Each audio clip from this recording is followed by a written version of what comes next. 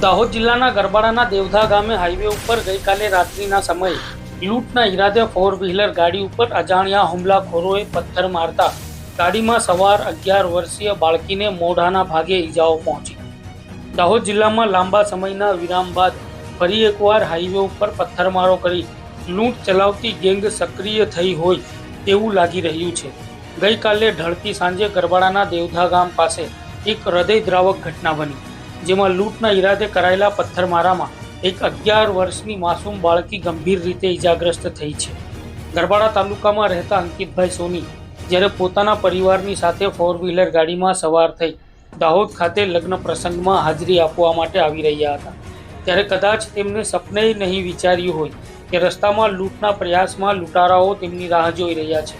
દેવધા ગામ નજીક અચાનક અંધારાનો લાભ લઈ અસામાજિક તત્વોએ ગાડી પર પથ્થર માર્યો અને પથ્થર એટલી જોરથી વાગ્યો કે ગાડીનો કાચ તોડીને સીધો અંદર બેઠેલી અંકિતભાઈની 11 વર્ષની દીકરીના મોઢા પર વાગ્યો.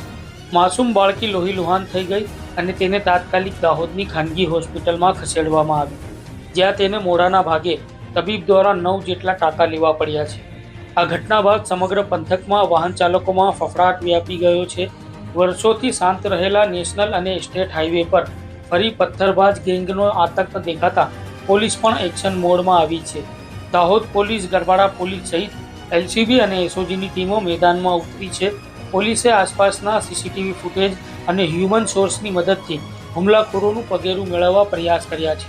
ત્યારે ભોગ બનનાર પિતા દ્વારા અજાણ્યા હુમલાખોરો સામે કડક કાર્યવાહી માટે ગરબાડા પોલીસ મથકમાં ફરિયાદ નોંધાવવાની તજવીજ હાથ ધરવામાં આવી છે. દાહોદ પોલીસ હંમેશા ગુનેગારોને ડામી દેવા માટે જાણીતી છે.